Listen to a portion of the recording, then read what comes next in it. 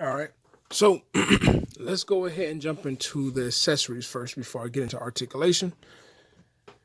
Well, as you can see, that like I said before, this is almost considered an accessory because you can remove that off. You obviously can remove his hat if you chose to, which is nice. You're going to get the shotgun.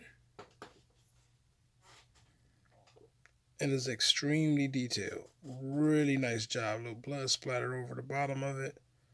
Just really, really well done. And also what's nice about this too, they use real fabric for the butt of the gun. There we go. So really nice job. So that's the shotgun. You're going to receive the pistol. And excuse me if I can't remember the names of these weapons. It's been a minute since I played Bloodborne. There you go. Same thing goes with the material. Nicely crafted detail all the way around. And his major melee weapon. Make sure the damn statue don't slide nowhere. You're going to get this as well. Really nicely crafted. Extremely nicely crafted.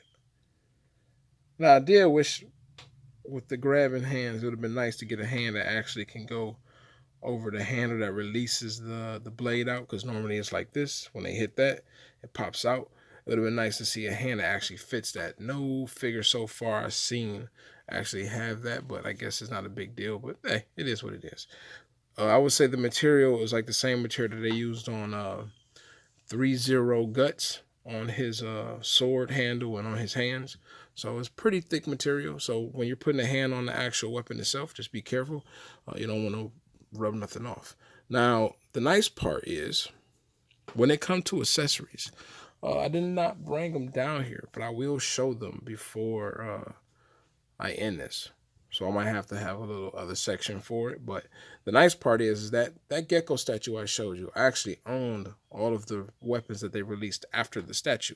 Good news is 1/6 scale statue, 1/6 scale weapons. Now you get my drift. Believe it or not, every single weapon that that statue can actually equip can be put on this action figure. So if you own any of those weapons and you thought about getting this and you have this coming, good news is those weapons will be able to fit in his hand without a problem. Some weapons are heavier than others, so it may take a little bit more work to pose with, but overall it can fit. So that is really, really nice. So if you don't like having that basic shotgun, pistol, and saw weapon, you can equip the sword, the hammer. Obviously, the hammer can't be held because it's really heavy if you own it. But for the most part, you can equip everything. So, besides the point, let's go ahead and get into the articulation of this figure. Now, dealing with him, take him off real quick. And I'll put this back to keep it. What's funny is that they actually used an actor's head as the face. And you know this guy as Loki. So they use Loki face as a hunter, which is hilarious because it's befitting. Like it really does look like someone of that timeline or that particular genre of what we see in Bloodborne.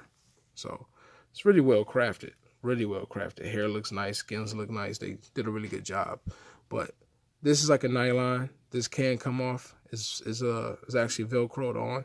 So, but it holds in place really, really well. So I like that part. As for moving the arms, he does have a rock forward and back, but I'll be honest with you, it barely moves. It's pretty stiff, to be honest. So two-handing his weapon is practically damn near impossible, so I wouldn't even waste my time. You can two-hand the saw, but not by much. So the shoulder door hinge is not the greatest, maybe because of the jacket is so heavy and thick, but his head itself can look that far down, that far up, tilts obviously, and he has full motion of his head, so that's not a problem. Arms though, really not too much to work with, mainly because of the jacket. The thickness of the jacket kind of prevents that. His arm is only going to go up. Let me see if I can come back a bit so y'all can see. His arm is only going to go up that high. So don't expect much out of it when they come to that. Going out to the side, he's fine. Going back, probably have better motion going back than he going forward. But cool part is the jacket can come off. Will you ever take it off? Probably, if that's what you like to do, but realistically, you don't have to. He does have double hinge in the elbows. You can get more of a bend if you move the gauntlet forward a little bit or rotate the gauntlet, and it'll actually get a little bit more closer to the body. But that is that. Obviously, you got swivel on the bicep, and then you have a full 360 on the wrist and a little hinge on the wrist to make it tilt forward and back. Now, does that hinge work? Actually, it does. If I push this back slightly, I can actually move around a little bit with it. And you can push it back even more than that and get even more bend. Thing is, though, because his weapons are not heavy, actually. He can hold them pretty well. Thing is, though, the further you push that gauntlet back, the harder it's going to be for you to actually get him to hold the weapon in a certain way that you may like. So I would suggest to bring the gauntlet down just to actually get it to prevent his wrist from being all over the place. As for the body, he does have rotation. Let me go ahead and tilt this for y'all. He does have rotation. He has not really any type of ab crunch going on. Go about that far back. All right. Legs go about that far forward. That much of a split, so not too much. He does have double hinge knees, but you can forget that happening because this is a harder piece of material. It would have probably been nice if this was a fabric, but they probably kept it like that just to keep the consistency of the look for the boot. But it does hinder his leg quite a bit, even though he has double knee joints. Going into the thigh, obviously, you get your swivel up there. Huge downfall. This should have been broken apart into two pieces, kind of how like they did the Assassin's Creed. This was a huge miss for me. One, they could have easily did the breakdown of having a two-section boot because this flap here would have hit the groove in the boot, which would have caused him to be able to have a ball joint in the boot. So that was a really bad decision. So you can't get his feet flat on the ground when it's actually standing up due to, like I said, I just got a bad mold possibly. But besides that, you can't get his foot flat on the ground if you do any type of wide-legged stances. So this was a huge miss for me. I'll probably say that's the biggest gripe dealing with this toy.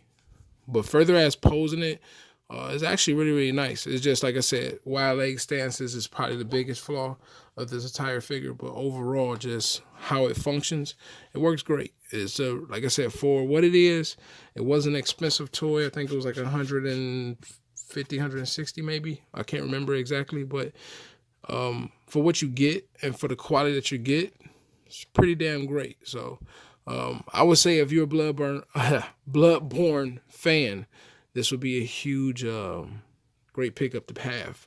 Like I said, I'm really, really happy with it as a whole. And plus having the ability to put them other weapons on them just make things cooler.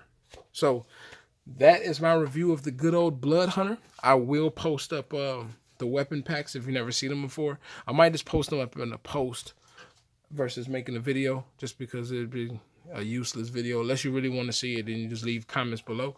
But like I said, hopefully this helped out. Hope you enjoyed the review.